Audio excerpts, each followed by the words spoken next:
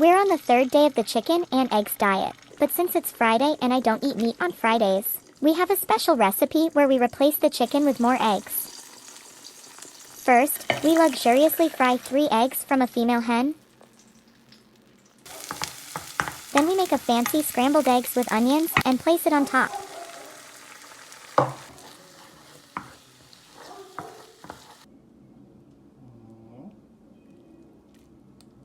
But something is missing. Oh yes, we need some more eggs.